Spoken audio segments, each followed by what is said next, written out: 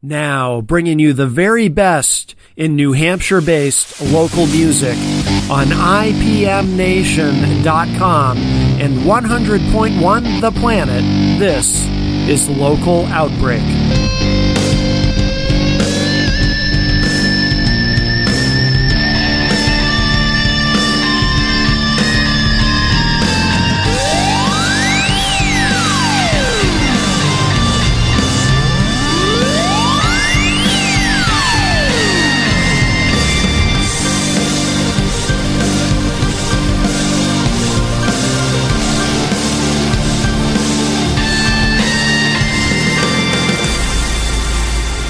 We have here with us in studio the gentleman from the band Afterimage. How are you guys? Good. How are you doing? Good.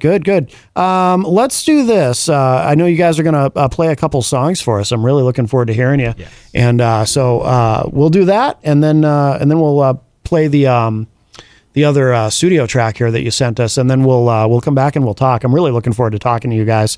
Jenny and I are both big fans. So what are you gonna play for us? You got a couple?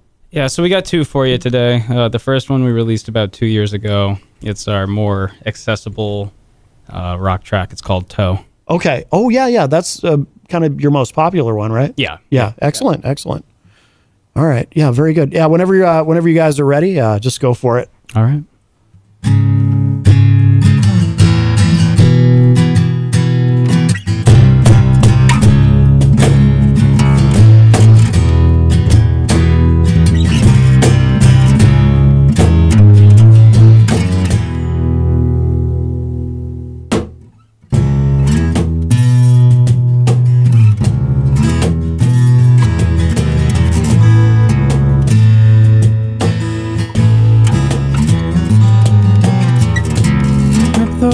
Right off my mouth to let some of the breath out. Shadows creeping up behind. Hope you make it right this time. How I like to crawl inside and fix my face again. Just a taste. I see you with her. You're falling down.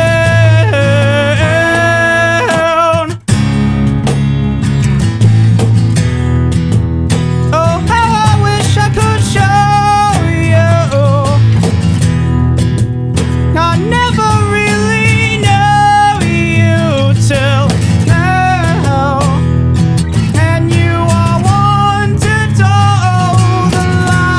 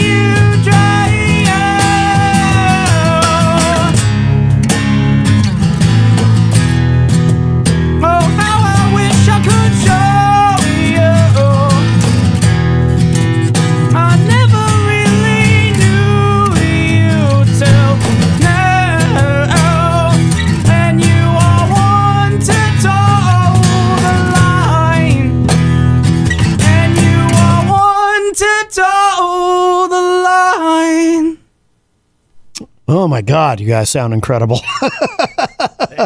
Great job. Great job. All right. Well, what's the next one you're going to do? This next one is it's pretty funny because on the album it's 11 minutes, but we're just going to do the first half of it, which is about 2. So, be nice and concise, short and sweet. Sure. It's called The Beggar. Okay. Awesome.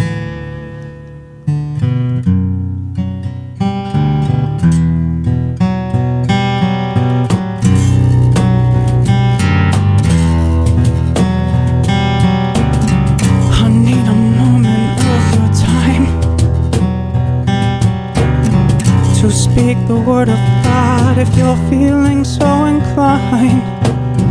This well is running dry. You can look down below. I gave you all my time, and yet you'll never know. This writing's on the wall. Yeah, let the curtain fall.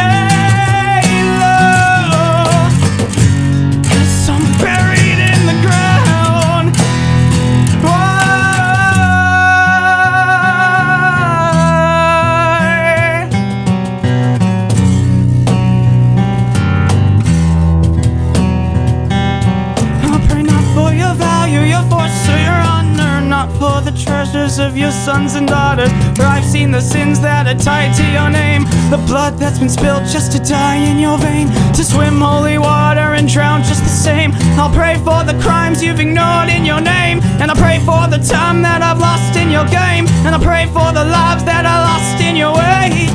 This well is running dry. You can look down below. I gave you my last time, and yet you'll never know. This writing's on the wall. Yeah, let the curtain fall. Watched it as you said so. Holier than thou.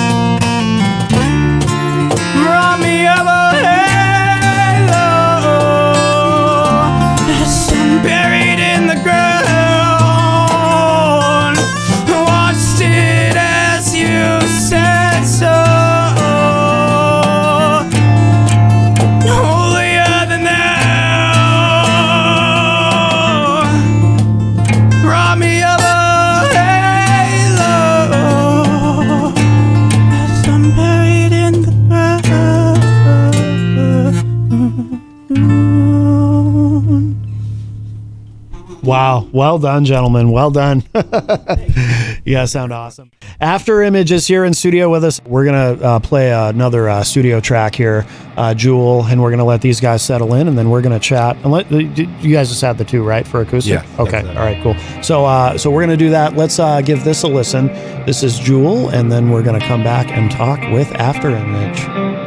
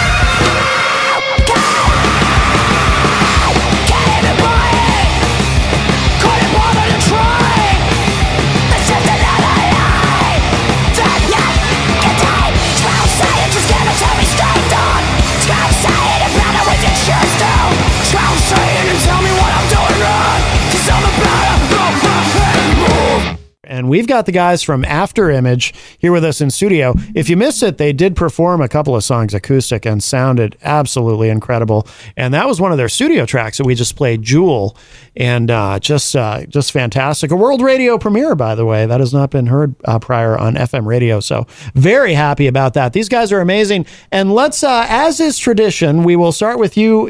Since you are at the news desk, which is a very, very prestigious place here in the studio. If you could tell us who you are and what you do in the band, please. My name is Griffin Rompery, and I am the vocalist for Afterimage. All right. And on the couch? My name is James Hagan. I am the drummer. You are the drummer. And you, sir? I'm Brandon Curcio, and I play the guitar for the band. Brandon? Yep. Okay. And you? I am Casey Derone, and I am the bass player. Very good. Very good. Have you guys done much acoustic performances? Because that sounded just really, really good. I mean, the studio stuff is great too, but that was remarkable. It's funny you say that. We kind of do a 50-50 thing with this band. We try our best to push our original material, and we want to play club shows, but we also know that in this modern era, it's not always easy to do that and, make money off of it. So we also sneakily play some cover sets at bars, and we do kind of a little running stint that we do over in Fody's Tavern in Derry, New Hampshire, and we do exclusively cover sets acoustic there. So oh, no kidding. Yeah. Oh, yeah. wow. It's like, what, 2.5 hours, 3 hours of just straight acoustic covers. And oh, wow. It's honestly a blast. I feel like we kind of like gel. We've learned to connect more by doing those because we hear what we're all doing. So like, we kind of hone in on each other, which is really cool. So when you do the covers, is it always acoustic or? For now, yeah. Since we got James, because he doesn't know our like 3.5 hour, 4 hours cover. Oh, I gotcha. We used to do 3-hour cover sets, full band. But we went through a little bit of a lineup change this past September. We have our new member James on drums, and we're still learning our big back catalog of music. It's 6 years worth, so we'll get there in time. We're hoping this summer that we'll start playing a couple more cover sets exclusively full band. Okay. Now, when you do the covers, do you still use the name Afterimage? Because I know some bands will use a different name when they do covers. It's yeah, we do. We still use Afterimage. It's we kind of market it a little less than we do our actual club shows, because we know we don't want to oversaturate our market with too many shows. So right. We know there's kind of a built-in crowd with the bar sets, so we kind of keep that on the down low. Yeah. You guys have been together 6 years? Oh yeah. Yeah, going on 7 this year. Wow. Yep. Wow.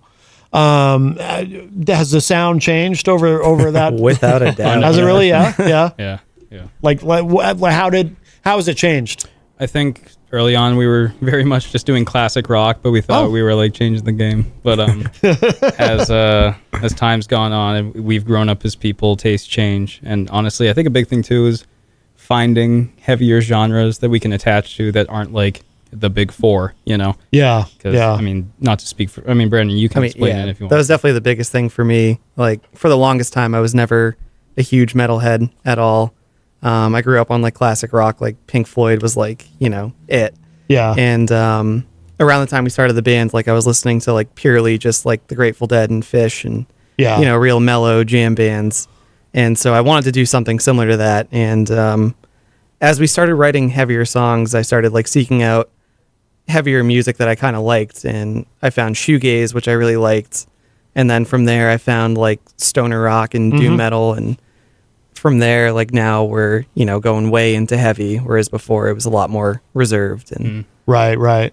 How do you, everyone always hates this question, but how do you guys describe your music for someone who hasn't heard you? If you're talking to someone, you're trying to explain what you sound like. I like to call it alternative metal, only because, that last song you just heard, that was balls to the wall the whole time. But, But that's not always our sound. We're kind of more of in a similar vein to Tool or Helmet to a degree. And I think that I don't ever want to classify us as full on metal, because we do experiment in different genres. We do shoegaze, we do a little bit of jam. So I like to say alternative metal. Yeah. Now the music that you recorded early on, is that still available online if somebody wants to go and hear what you guys used to sound like? Or Yeah, it's right on our Bandcamp. Cool. Yes. I think it's a Bandcamp exclusive at this point, Yeah. isn't it? Yeah. Really? Yeah. They tried to hide it from everything, but we tried. We took it off of Spotify. We took it off Apple Music. but- Really? Well, it's kind of embarrassing. I have Really? the hard Yeah? copy. Well, it was kind of like us. It was our freshman year of college. We were more of like that classic rock, garage rock type sound. We were mostly like a cover band at the time. Right. And, Really? Yeah. Yeah, I think we wanted to play this like house party that was happening, and they asked us how many originals we had, and we had none. Yeah. And they were like, "Oh, never mind." And we were like, "Okay, well, we have to come up with originals." So in like a matter of a month, I think We had that. we came up with an EP, and it sounds like it was made in a month, which is why we've kind of tried to Hence hide Bandcamp it. exclusive. But to be Yeah. fair, that was our first. That was our first time we dipped our toes into gelling together as a band creatively. Before Right. it was just playing covers. Yeah. So we were like, okay, we have a month to learn how to play with each other. So that's why it reflects in the music. But if you want to listen to it, it's the Afterimage EP. One could say we never Yeah. learned. Yeah, It's on Bandcamp. It's got a moose on the cover. it's got a great album cover. Yeah. I'm curious. I'm gonna have to go back and listen to that because I haven't heard that yet. Jenny, have you? I know you're off mic, but have you listened to any of that? The early stuff? Maybe. Yeah. You'd probably remember if you did. No, I'm curious. I'm gonna have to go back and check it. Has any of that material stuck with you guys, or changed, or you've just left it behind? I think it's mostly a thing I of the think it's past. mostly gone. I don't think Yeah. we do anything. No. Really? Yeah. Some of those covers that we did at the time, we kept around for a while, but Yeah. at this point, a lot of that's kind of the past. Yeah. Really? Yeah. We have Afterimages here with us live in studio. You're getting some love in the Facebook live chat, actually. You've got some fans in here. Thank you. Hello, everybody. That's new. Yeah.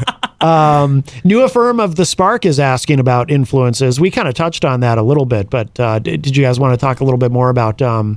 Obviously, among the four of you, I'm sure there's quite a lot to draw from. But as far as influences, let's all go around. Say where you pull in from it, Griff.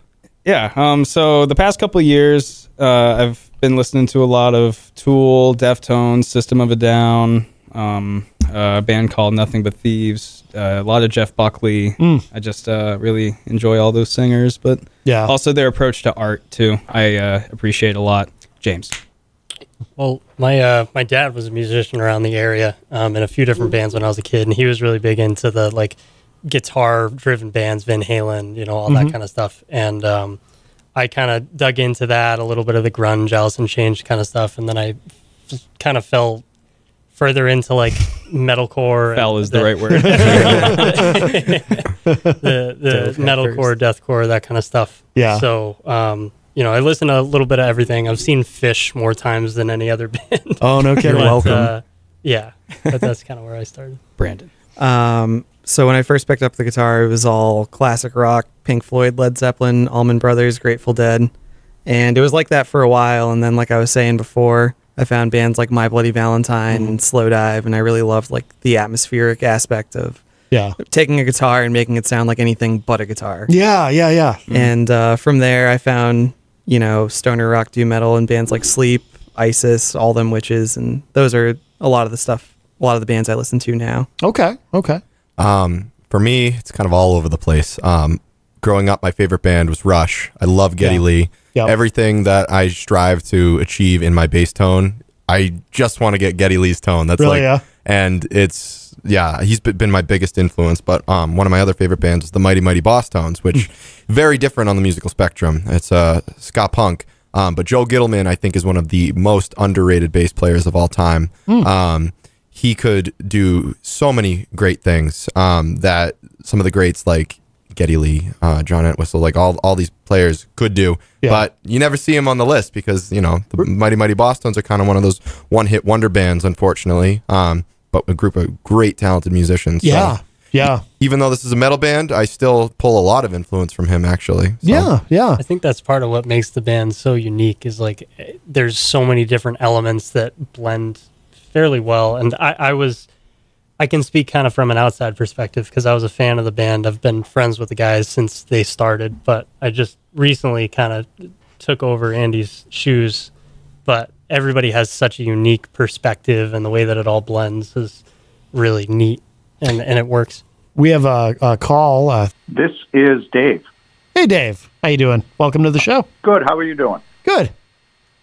I have a question for the bass player. I believe his name is Casey.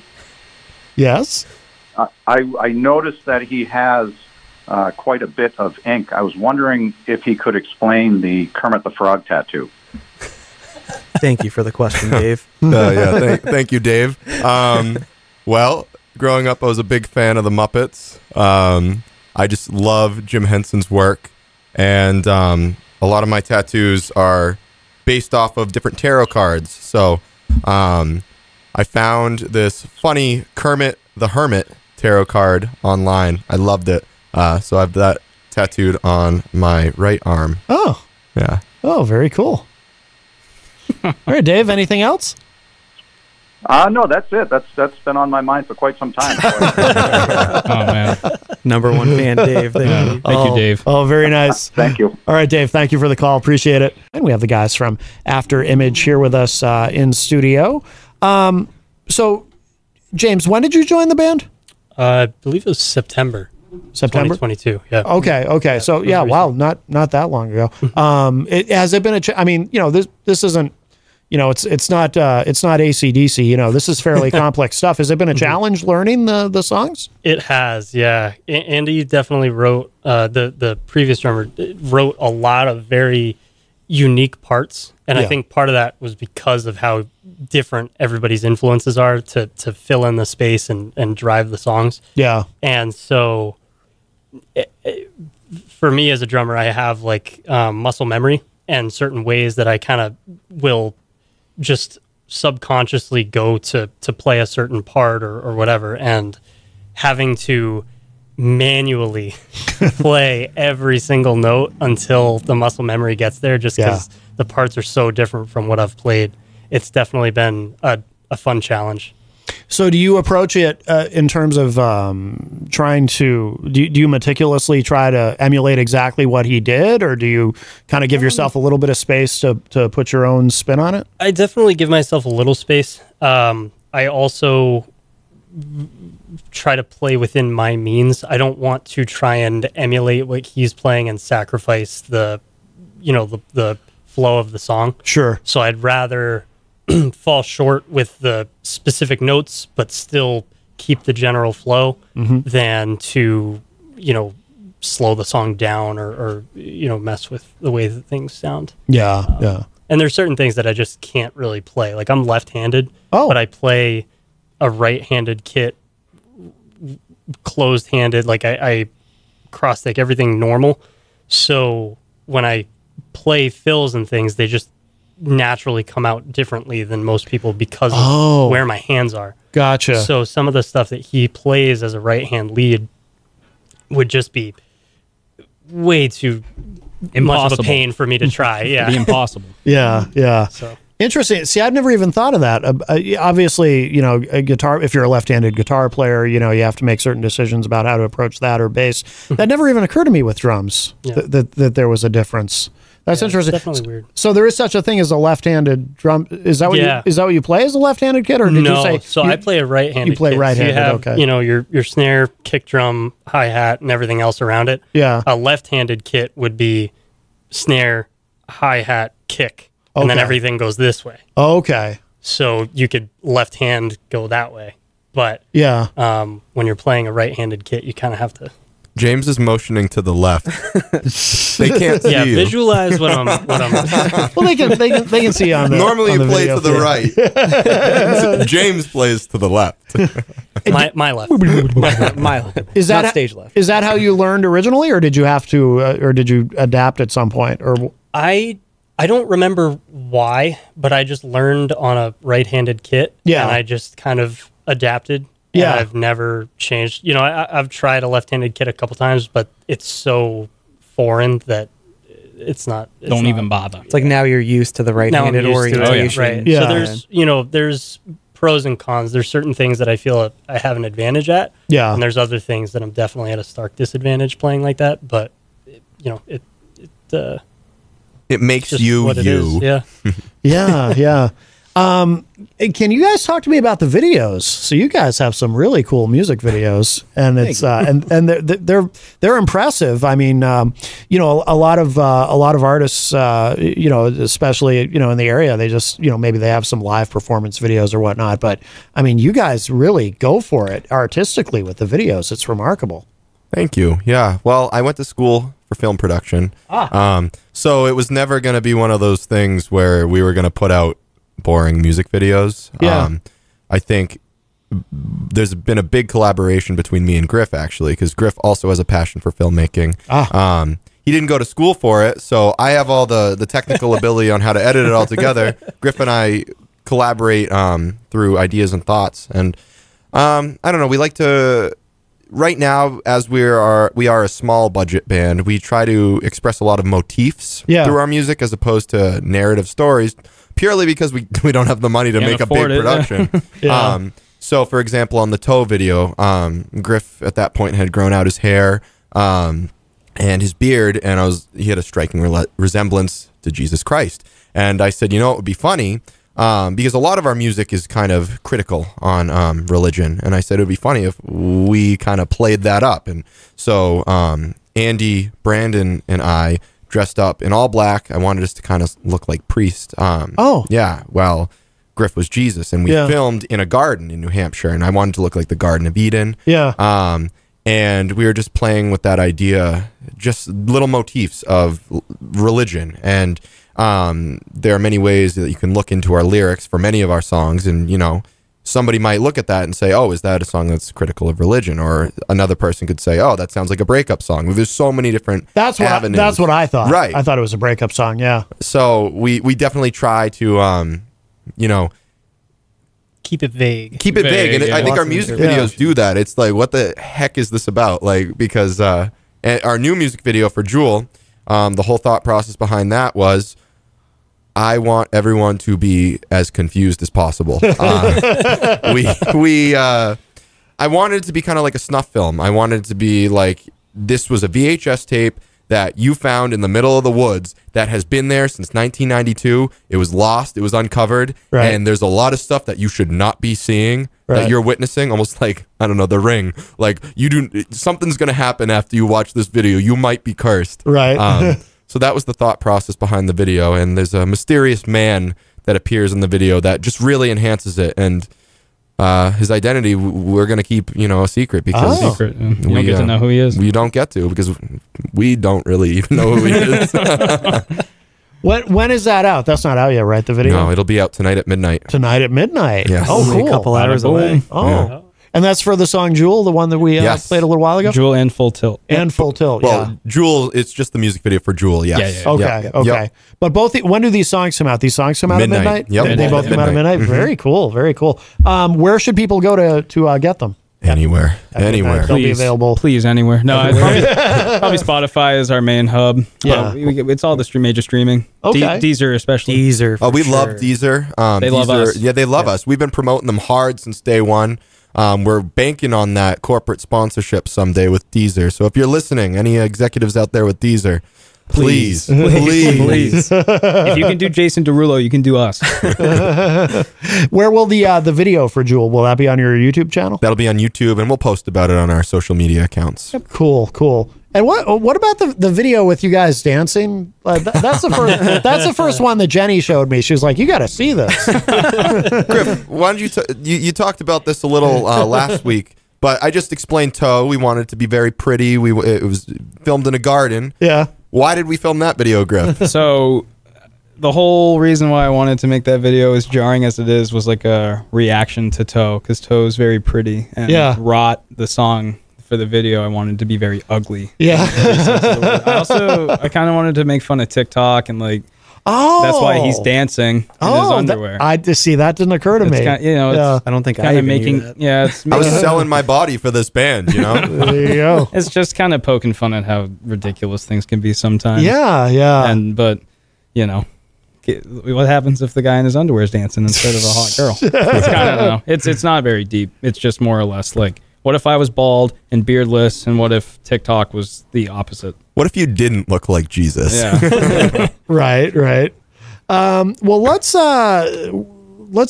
play something. We'll take a quick break and play one of these other tracks. You know what I'd like to play, if you guys, actually, why don't we play Rot, since we were just talking about it? Sounds good. Yeah. Let's do that. So we're gonna give this a listen. So this is the song Rot by Afterimage, and I do recommend checking out the video. It's pretty cool, and as evidenced by the conversation we were just having about it. Check this out, and then we'll be right back. We've got Afterimage here with us live in studio.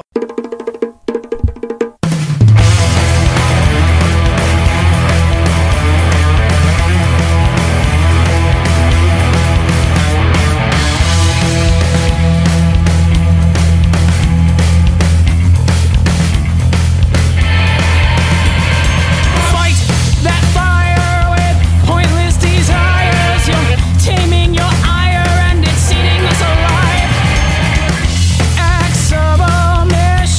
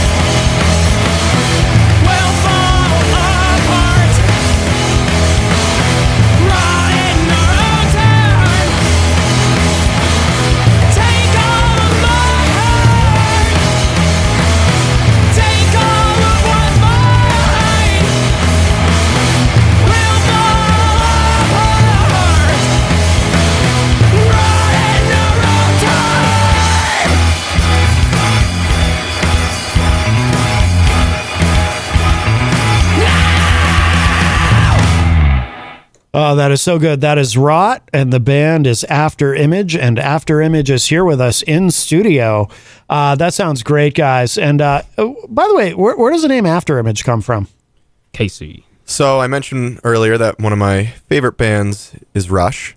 They have a song called Afterimage off of 1984's Grace Under Pressure album. I always thought it was a cool potential for a band name. I've thought that since high school. Yeah. And it was one of those things where when we formed the band, we were like, band name, I was like, how about Afterimage? And everyone was like, okay. It was like that simple. There was no debate. Yeah. We didn't have any like. It was the first name, and we were like, yeah, that sounds cool. Yeah.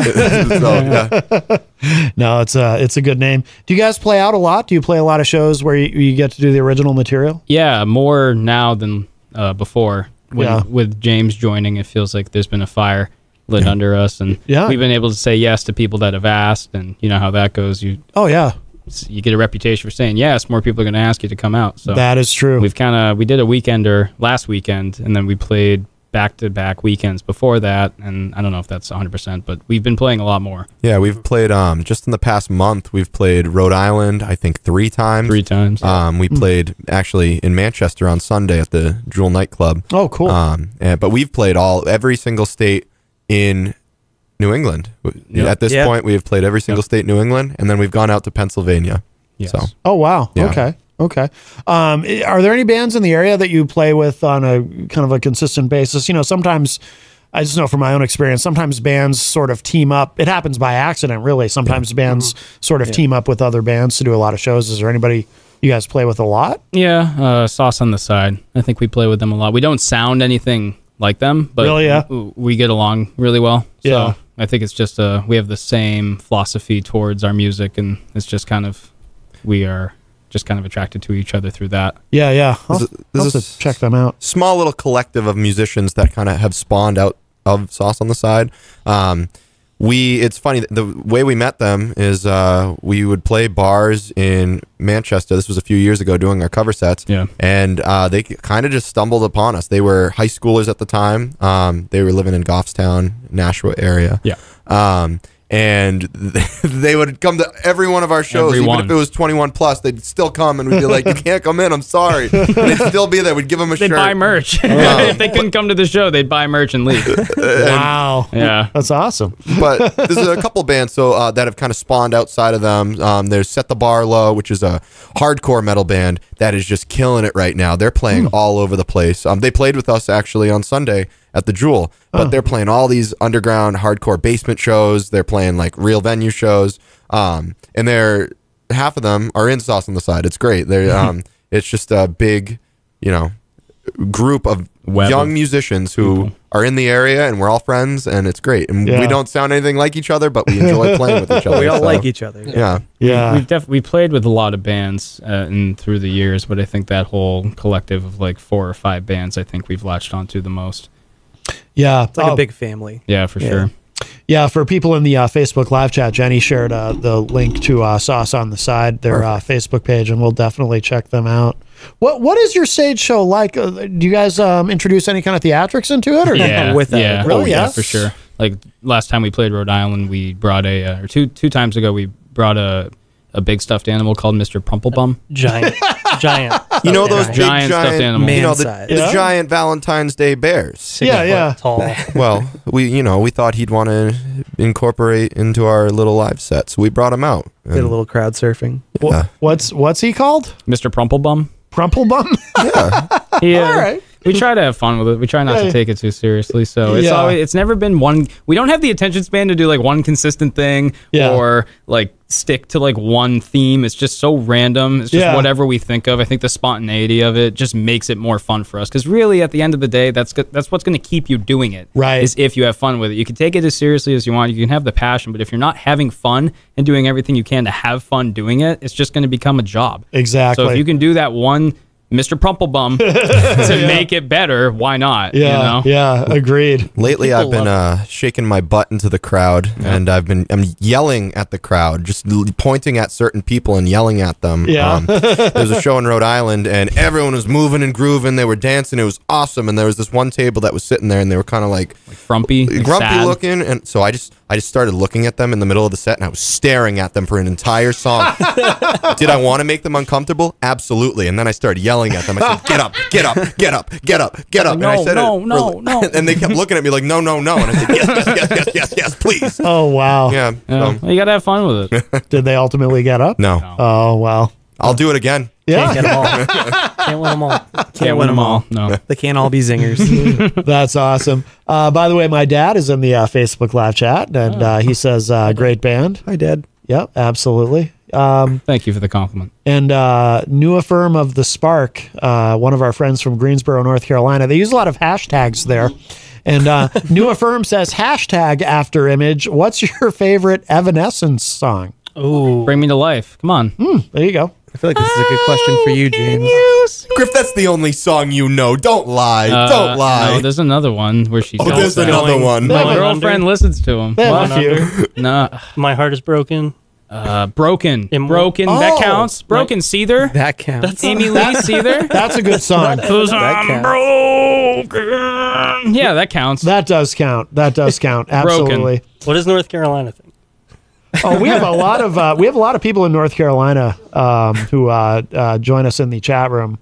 And yes, now New Affirm of the Spark says, hashtag Matt, Evanescence songs like Bring Me Back to Life and My Last Breath. I think it's Bring Me to Life, not Bring Me Back to Life. Yeah, But let's bring me to life. What do they know in Greensboro?